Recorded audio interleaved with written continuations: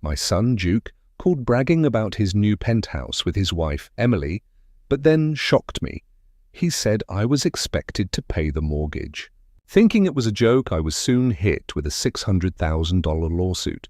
Memories of supporting him through college, his first car, and wedding deposits resurfaced as I struggled with the weight of his demand. The situation left me torn between pride in his success and disbelief at his expectations. Still, I couldn't unhear that tone like he was tallying what I owed him. I sipped the tea, wincing as it burned my tongue, and glanced at the clock. 8 p.m. too late for a call. Too early for bed. I paced, my socks catching on the worn carpet. The snow kept falling, blanketing the lawn in silence. I stood by the window, my reflection faint in the glass, a 62-year-old man with greying hair and a face carved by years of quiet choices. I thought of Duke's penthouse, all glass and glamour, and wondered how he'd afforded it. His job as a marketing consultant paid well, but not that well. A flicker of doubt crossed my mind, but I pushed it away. He was my son. I'd raised him to be better. Then I heard it, a low rumble, the crunch of tires on snow. Headlights swept across the lawn, cutting through the dark. My pulse quickened. Duke's car. I set the mug down, the tea sloshing over the rim, and moved toward the door. Something was off, a prickle at the back of my neck, but I didn't know how bad it would get. The front door swung open, letting in a gust of icy air and the sound of Duke's laugh. He stepped inside, his coat dusted with snow, Emily trailing behind like she was walking a runway. Her heels clicked on the hardwood, sharp and deliberate. I forced a smile, my hand still damp from wiping down the counter. "Duke, Emily, good to see you." I gestured to the living room. "Come in, sit." Tea, coffee. Emily's lips curved, not quite a smile. "No, thanks, Rob. We won't be long." She smoothed her coat, her nails catching the light. "Perfect." Blood red. Duke clapped me on the shoulder too hard and dropped onto the couch like he owned it. "Place hasn't changed, Dad. Same old couch." He grinned, but his eyes darted around, taking stock. I caught the edge in his voice, like he was sizing up my life and finding it lacking. I sat across from them, the coffee table between us. Its scratched surface holding a tray of untouched cookies. "So tell me about this penthouse. Sounds like a big step." Duke leaned back, arms spread wide. Huge marble counters, skyline views. Emily's already planning the housewarming. He glanced at her and she nodded, her expression cool like she was waiting for her cue. "It's stunning," she said, her voice smooth as glass. "The kind of place you raise a family in, right, Duke?" I nodded, my pride for them wearing with that nagging unease from Duke's call. "Must have cost a fortune." "You two doing all right with that?" Duke's grin faltered just for a second. Then Emily leaned forward, her purse sliding to the floor with a soft thud. She reached inside and pulled out a glossy folder, the bank's logo gleaming on the cover. My stomach twisted as she set it on the table, her fingers lingering like she was presenting a gift. "Rob," she said, her tone clipped. "We wanted to talk about the mortgage." I blinked, my hands resting on my knees. "The mortgage?" Duke jumped in, his voice louder now. "Yeah, Dad, it's a lot. Sure, but you've always had our backs. College, the wedding. You never let us down." He leaned forward, elbows on his knees like he was closing a deal. "We figured you'd handle this too." My mouth went dry. I looked from Duke to Emily, her eyes locked on mine, unblinking. "Handle it? You mean pay it?" Emily's smile tightened. "It's your responsibility, Rob. You've always been our support." "We assumed you'd be happy to help." The room felt too small, the air too thick. My fingers dug into the armrest, the fabric fraying under my grip. "You're asking me to pay for your apartment." "That's Duke. That's not how this works." Duke's face hardened. "Not how it works, Dad. We're family. You want us to lose this place after everything you've done for us?" His voice rose, accusing like I was the one betraying him. I stood, my knees unsteady. "I've given you enough. More than enough." "This is your life, not mine." Emily sighed like I was a child throwing a tantrum. She stood brushing her coat. "Think about it, Rob. We'd hate for this to get messy." She nodded at the folder, still on the table, its edges sharp against the wood. Duke followed her, his jaw tight. "You're making a mistake, Dad. Don't say we didn't warn you." He stormed out, the door slamming behind them, the sound echoing like a gunshot. Emily's heels faded into the snow, and then it was just me, the folder, and the silence.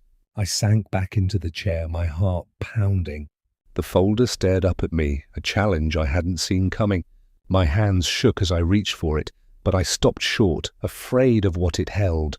Duke's words, "You've always had our backs," twisted in my head, mocking me. I'd raised him, loved him, given him everything. And this was how he repaid me. The room was dark now, the snow outside glowing under a streetlight. I sat there staring at the folder, my shock burning into something else, something hard and unyielding. They thought I'd roll over, hand them my life savings like I always had. They were wrong. The folder lay open on the table, its pages fanned out like a taunt. I hadn't touched it since Duke and Emily left, but its presence filled the room, heavy as the snow piling up outside. My hands rested on my thighs, fingers twitching, itching to tear the papers apart. Instead, I sat frozen, the silence of the house pressing against my ears. I thought of Duke at 18, his eyes bright as I handed him the keys to his first car. I'd worked overtime for months to afford it, my back aching from long shifts at the engineering firm. He'd hugged me, promised he'd make me proud. Now those promises felt like lies, each one a cut deeper than the last. I stood, my chair scraping the floor, and paced the living room, my socks catching on the rug's frayed edge. The folder wasn't just paper. It was a betrayal, calculated and cold. Emily's voice echoed in my head, that polished venom. "It's your responsibility, Rob." And Duke, my own son, backing her up like I was nothing but a bank account. I stopped by the mantel, my eyes landing on the cracked photo frame. Duke's grin mocked me through the splintered glass. I grabbed it, my thumb brushing the crack, and for a moment I wanted to hurl it across the room. Instead, I set it down hard, the thud swallowed by the quiet. My mind spiraled back to other moments I'd ignored. The way Duke had shrugged off paying for his own wedding, saying, "You got this, Dad." The loans I'd co-signed for his failed business, the ones I was still paying off. Each memory was a weight, stacking higher until my chest ached. Had I been blind or just too desperate to believe he'd change? I crossed to the window, the snow now a thick blanket over the lawn. My reflection stared back, a tired man who'd given too much. I thought of my own father, his stern voice warning me to stand up for myself. "Don't let anyone walk over you, Rob," he'd said. I'd nodded but never listened. Not when it came to Duke. I'd wanted to be the father I never had, the one who gave everything. And now here I was, staring at a folder that demanded the rest. My hand drifted to the folder, flipping it open. Numbers blurred together. $6,000 monthly payments. My name scrolled in a box labeled co-signer. My breath caught. They hadn't just asked. They'd planned this. Forged my name, assumed I'd cave. The audacity of it lit something inside me, a spark of anger that burned hotter with every second. I slammed the folder shut, the sound sharp in the stillness. I sank onto the couch, my head in my hands. I'd always thought love meant sacrifice, but this wasn't love. It was theft. Duke and Emily had taken my trust and twisted it into a weapon. But I wasn't the pushover, they thought. Not anymore. The room felt colder now, the radiator's hum barely cutting through the chill. I stood again, restless, and grabbed my phone from the counter. Its screen was dark, but as I touched it, it lit up with a notification. A social media post from Emily. My thumb hovered, then pressed. Her words appeared bright and cruel, and my blood ran cold. Everything I thought I knew about their betrayal shifted, and I realized this was only the beginning. The phone screen glowed in the dark, Emily's post searing into my eyes like a brand. "Some people forget family when money's involved," she wrote, a winking emoji punctuating the jab. Below Duke's comment, "Guess Dad's too selfish to help us build a future." The words twisted in my gut, each one a betrayal sharper than the last. I scrolled, my thumb trembling as likes and comments piled up. Strangers, neighbors, even old colleagues piling on. "Ungrateful old man," one said. "What kind of father does that?" Another sneered. My face burned, the shame hot and suffocating. I dropped the phone onto the couch, its thud swallowed by the quiet of my living room. The folder from Duke and Emily still sat on the table, its glossy edges catching the lamplight. I paced, my socks scuffing the worn rug, my mind racing. They hadn't just demanded my money. They'd turned my life into a spectacle, painting me as the villain to their glittering story. I thought of the years I'd spent building a reputation. Steady, reliable Rob, the guy who'd fix your car or cover your shift. Now it was crumbling one post at a time. The room felt too small, the air too thick. I grabbed my coat, needing to move to breathe. But a sharp knock at the door stopped me. I froze, my hand on the doorknob. Another knock, insistent. I opened it to find Ellen, my neighbor. Her grey hair tucked under a wool cap, a plate of cookies in her hands. Her eyes, sharp behind her glasses, told me she wasn't here for pleasantries. "Rob, I saw that nonsense online," she said, stepping inside without waiting for an invite.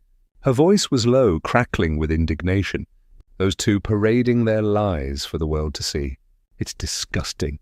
I shut the door, the cold air lingering in the hall. "You saw it, huh?" I muttered, setting the cookies on the counter. The smell of sugar and vanilla clashed with the bitterness in my chest. "Everyone's seen it." Ellen's glasses slipped down her nose as she leaned forward. "Emily's got half of Boston eating out of her hand, but I know better. Duke's no saint either. I've heard things, debts, shady deals. They're not as perfect as they pretend." I raised an eyebrow, my pulse quickening. "What kind of things?" She waved a hand, her rings glinting. "Enough to know they're in over their heads. I can't stand by and watch them drag you through the mud, Rob. You've been good to this neighborhood, to Duke, to everyone. Let me help." Her words cut through the fog in my head, a lifeline I hadn't expected. I sank into a chair, the wood creaking under me. "I don't even know where to start, Ellen. They've got everyone fooled." "Not everyone." She sat across from me, her eyes steady. "You're not alone in this. I've got a friend, sharp as a tack, knows how to dig into financials. We'll figure out what they're hiding." I nodded, the weight in my chest shifting, not gone, but lighter. Ellen's fire, her refusal to let this slide, sparked something in me. I wasn't just a target anymore. I picked up my phone. The screen still glowing with Emily's post. My thumb hovered over the app, but instead of scrolling, I opened my messages. A thread with Duke caught my eye, buried months back. I clicked it, my breath catching as I read his words from last year. Casual and careless. "Just sign the papers, Dad. It's for the business." "No big deal." The room seemed to tilt. Those papers, had they been the start of this? My fingers tightened around the phone, the plastic creaking. Ellen was still talking, her voice a steady hum, but I barely heard her. That message, those words, they were a crack in Duke's armor, a clue I hadn't seen before. Maybe, just maybe, I'd found a way to fight back. The kitchen smelled of chamomile tea, the steam curling from Ellen's cracked mug as she leaned over my table, her eyes scanning Duke's old message on my phone. "Just sign the papers." "Dad," it read the words as smug now as they'd been a year ago. I pushed the phone toward her, my chair scraping the linoleum. The folder from Duke and Emily still sat in the living room, but it wasn't the one I needed now. "This was before the wedding," I said, my voice low. "He said it was for his business, some marketing deal." I signed without reading. Stupid, I know. Ellen's lips pursed, her glasses catching the light. Not stupid, Rob, trusting, but they used that trust like a weapon. She sipped her tea, then set the mug down with a clink. "I've heard rumors about Duke's finances. Fancy dinners, new cars, but no money to back it up. Emily's no better, posting about her perfect life while dodging questions about her job." I leaned back, my hands clasped tight to keep them still. The kitchen felt smaller, the walls crowding in with memories of Duke's promises. I'd co-signed loans, paid off his debts, always believing he'd grow into the man I raised him to be. But Ellen's words, sharp and certain, cut through that fog. Duke and Emily weren't untouchable. They had weaknesses. His obsession with status, her fear of losing face. I could use that. "Ellen, you said your friend could dig into their finances." I asked, my voice steadier now. She nodded, a glint in her eye. "Tom's retired, but he's a bloodhound with numbers. Used to catch corporate fraud for a living. I'll call him tomorrow." "Get him on this." She tapped the table, her rings clicking. But you need to think, Rob. What's your end game? You can't just sit back and take this. I stood restless and crossed to the sink, staring at the snow-crusted window. My reflection stared back, older, harder. They thought I'd break, I said, half to myself. They thought I'd hand over everything because I always have. But I'm done being their safety net. Ellen's chair creaked as she stood, her hand brushing my arm. That's the Rob I know. The one who rebuilt my porch after that storm. No questions asked. You're tougher than they think. Her words settled in me, solid as stone. I turned, meeting her gaze. I'll start by figuring out what those papers were. If Duke lied about the business, there's more he's hiding. And Emily, she's all image. One crack in that facade and she'll crumble. Ellen grinned, a spark of mischief in her eyes. Now you're talking. I'll get Tom to look into their accounts. You check your records, anything, receipts, emails, old contracts. They've underestimated you, Rob, but we'll show them. I nodded, my jaw tight. The idea of fighting back, of turning their own game against them, sent a thrill through me. I crossed to the hall, my steps purposeful, and opened the closet. Inside, buried under coats and boxes, was an old dresser I hadn't touched in years. I yanked open the bottom drawer, the wood screeching, and found it, a dusty folder stuffed with papers from Duke's business days. My fingers brushed the brittle edges, the smell of mildew sharp in the air. I carried the folder to the kitchen, setting it on the table. Ellen watched, her mug forgotten. I flipped it open, scanning the faded ink. Contracts, loan agreements. Duke scrolled signature next to mine. My eyes caught on a line, a name I didn't recognize, tied to a bank I'd never heard of. My pulse quickened. Ellen, I said, my voice low, I think I found something. The private detective's office smelled of stale coffee and ink, the kind of place where secrets went to be unearthed. I sat across from Tom, Ellen's friend. His desk a chaos of papers and sticky notes. The folder I'd found in the dresser lay between us, its contents now in his hands. My fingers tapped the armrest, the vinyl creaking under my grip. Outside, Boston streets buzzed with early February traffic. But in here it was just me, Tom, and the truth I needed. Tom adjusted his glasses, his eyes scanning a page. "Duke's been sloppy," he said, his voice grawly. "These business papers, half of them are tied to shell companies, the other half to loans he never repaid. And Emily, she's been patting her resume with fake references. Got her that cushy PR job with lies."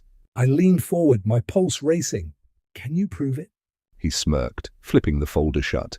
"Already did." Found records of Duke's debts over $200,000 tied to bad investments. Emily's references. I tracked down the clients. They don't exist. He slid a printout across the desk.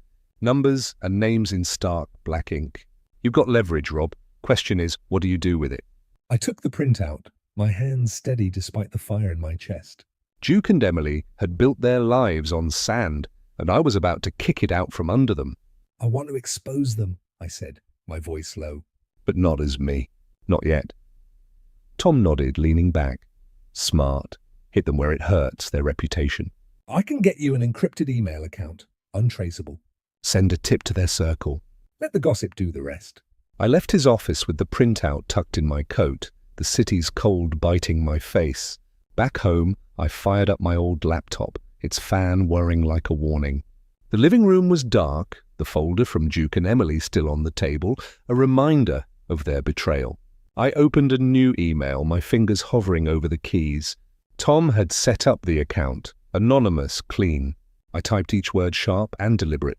"Duke and Emily aren't who you think. Ask about his debts." Check her references." I signed it.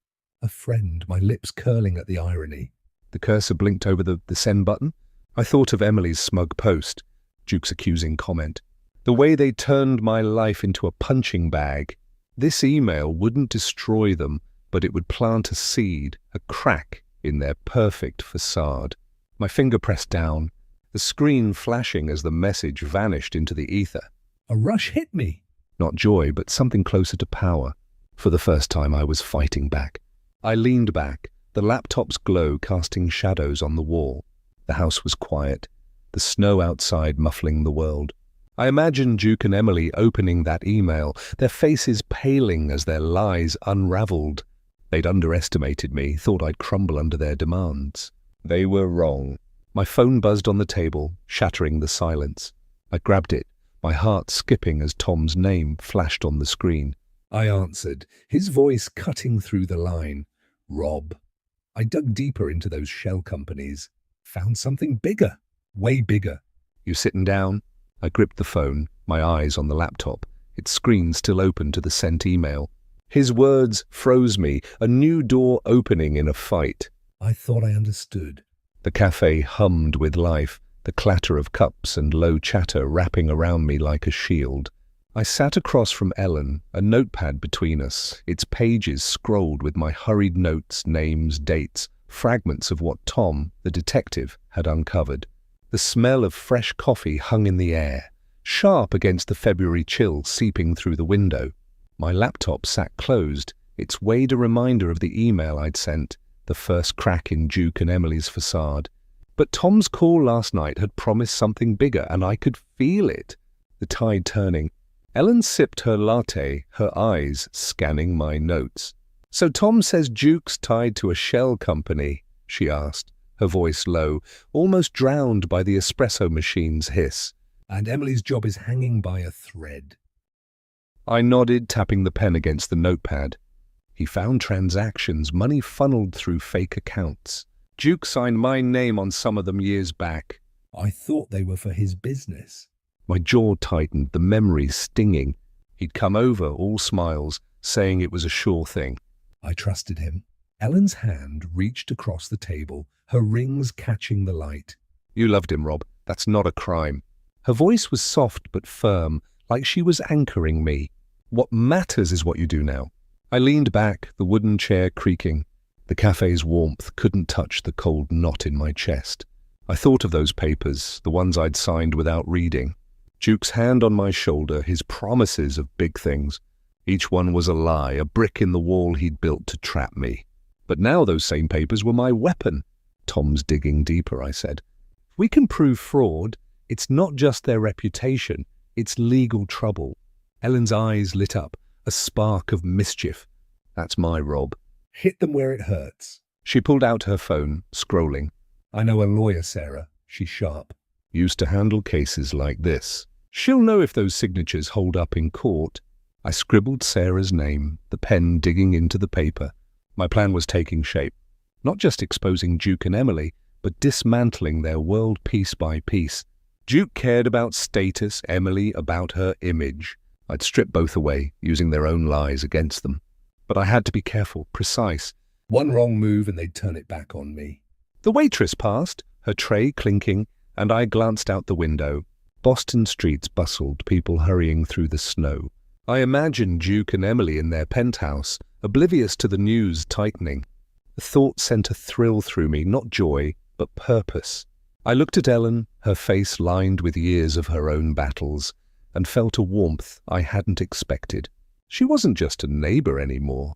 She was a partner, someone who saw me, not that the selfish old man Emily had painted. "Ellen," I said, my voice steady. They made a mistake underestimating me. These documents, they're their downfall. She grinned, raising her cup like a toast. "To their mistake then, and to you, showing them what Rob's made of." I smiled, the first real one in weeks, and flipped the notepad to a fresh page. We talked strategy, more evidence, more witnesses, every angle covered. The cafe faded, the noise a distant hum as I focused, my pen flying. Duke and Emily thought they'd won with their social media stunts. Their demands, they were wrong. My phone buzzed, shattering the moment. I grabbed it, my pulse spiking as Duke's name flashed on the screen. A text, short and sharp. "Back off, Dad, or you'll regret it." The words hit like a slap, but I didn't flinch. I set the phone down, my eyes meeting Ellen's. She raised an eyebrow, waiting. My heart raced, not with fear, but with clarity. He knew I was fighting back. Good. The envelope sat on my kitchen counter, its crisp white paper glaring under the fluorescent light. My name was typed in bold, the law firm's logo embossed in the corner. I didn't need to open it to know what it was. Duke and Emily's next move. My hand stayed steady as I slid it open, the paper tearing cleanly. The words jumped out. Lawsuit $6,000, breach of verbal agreement. They claimed I promised to pay their mortgage, that I backed out, leaving them financially devastated. The audacity of it burned, but I didn't crumble. Not this time. I grabbed my keys and drove to Ellen's, the snow crunching under my tires. Her house glowed in the dusk, a beacon of warmth against the grey.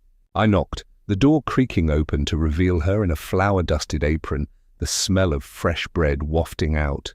Rob, you look like you've seen a ghost, she said, ushering me in. Not a ghost, I said, handing her the letter. A lawsuit? She scanned it, her glasses slipping down her nose. 600,000. They're out of their minds. Her voice rose sharp with outrage as she tossed the letter onto her kitchen table.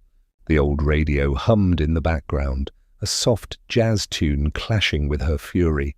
They think they can bully you into this. I sank into a chair, the wood warm from the oven's heat. They think I'll fold like always.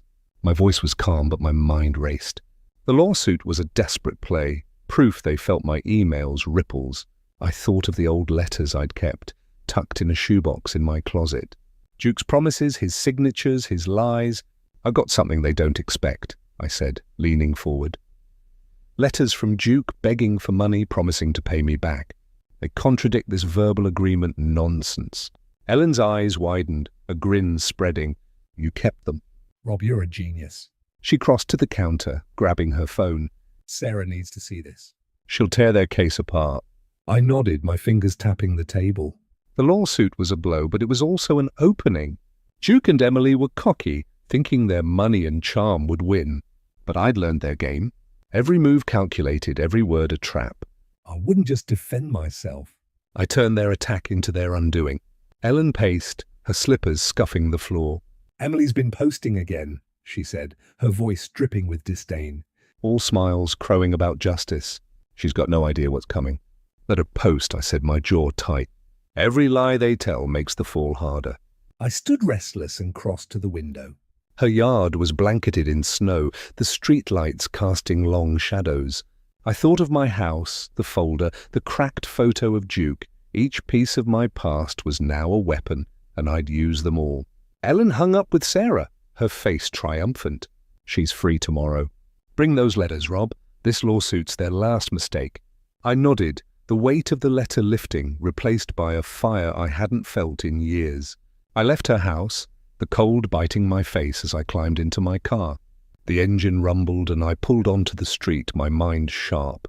Then I saw her, Emily, strolling down the sidewalk, her coat pristine, her smile smug as she glanced at her phone.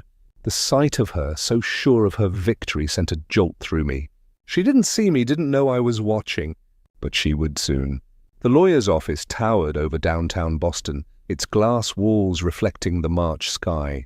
I sat across from Sarah, Ellen's friend, her desk a fortress of files and legal paths. My shoebox of letters lay open, Duke's handwriting spilling out. Promises, excuses, debts unpaid. Sarah's pen moved fast, her eyes sharp as she read. These are gold, Rob, she said, her voice crisp.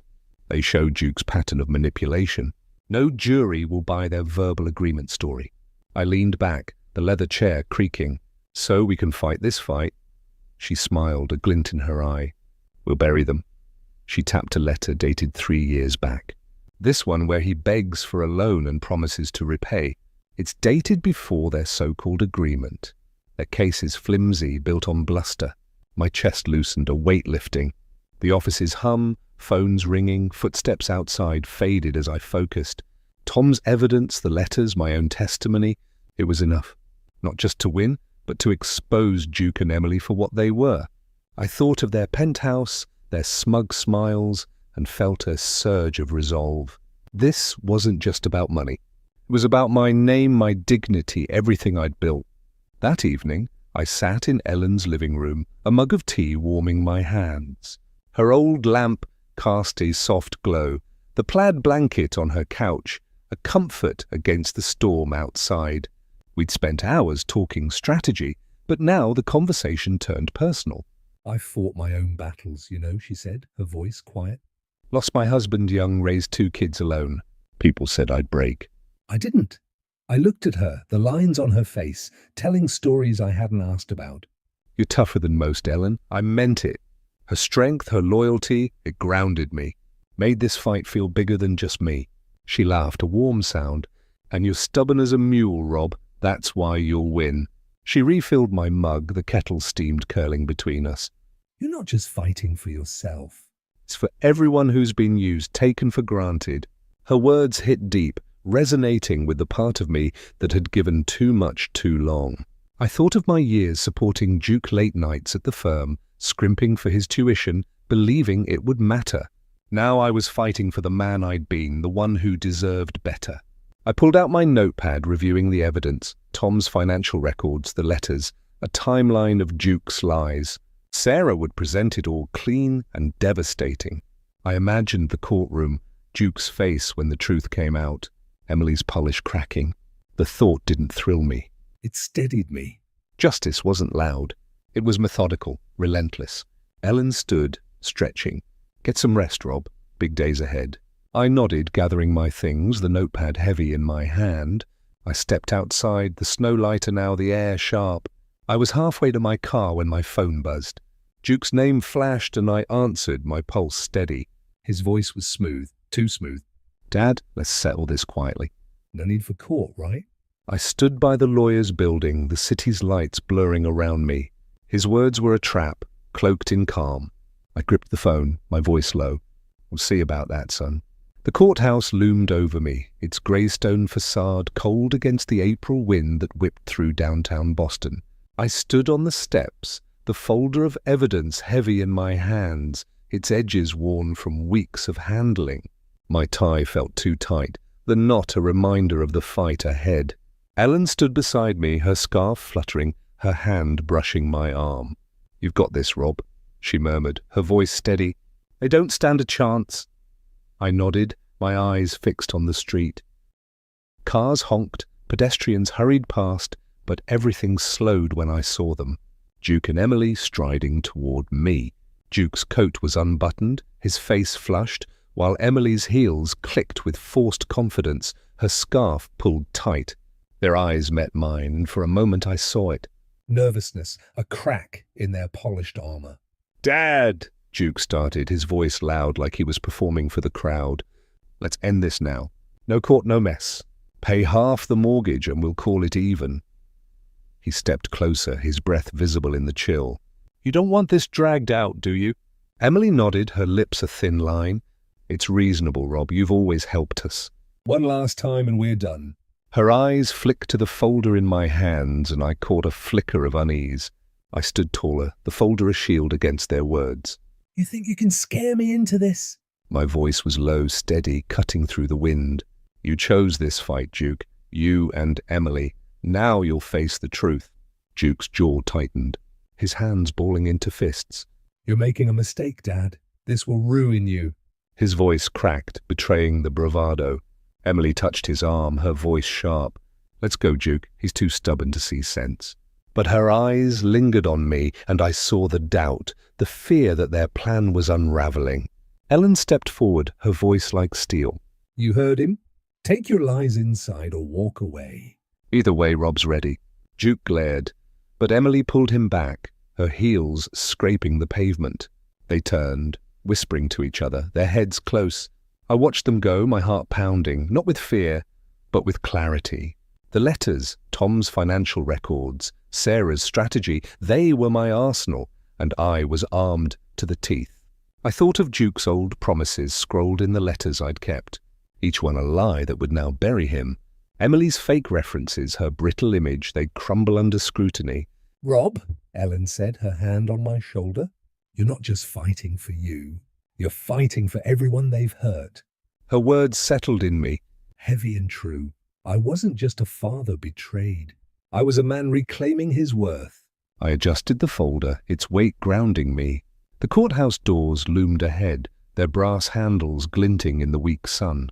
I took a step, then another, Ellen at my side. The crowd parted, their murmurs a distant hum. I reached the doors, my hand on the handle when I glanced back. Emily was watching me, her face pale, whispering furiously to Duke, her eyes locked with mine, and I saw it. panic, raw and unguarded. I turned away, pushing the door open, the folder pulsing in my hands like a heartbeat. The courtroom smelled of polished wood and tension, the air thick with the weight of every word. I sat on the hard bench, my hands clasped, the folder of evidence open on the table before Sarah, my lawyer. Her voice cut through the room, sharp and precise as she presented the letters. Duke scrawled promises, his pleas for money, each one a nail in their case. Behind me, Ellen's presence was a quiet strength, her hand brushing mine when Sarah laid out Tom's financial records, exposing Duke's debts and Emily's fake references. The judge, a stern woman with silver hair, leaned forward, her glasses catching the light. "These documents," she said, her voice like gravel, "paint a very different picture than the plaintiff's claims." She held up one of Duke's letters, its edges yellowed. "No evidence supports this alleged verbal agreement." Across the room, Duke shifted, his face red, his tie askew. Emily sat rigid, her knuckles white around her purse, her eyes darting to the exit. Their lawyer stammered, papers slipping from his hands, but Sarah pressed on, relentless. "My client Robert was manipulated," she said, pointing to the financial records.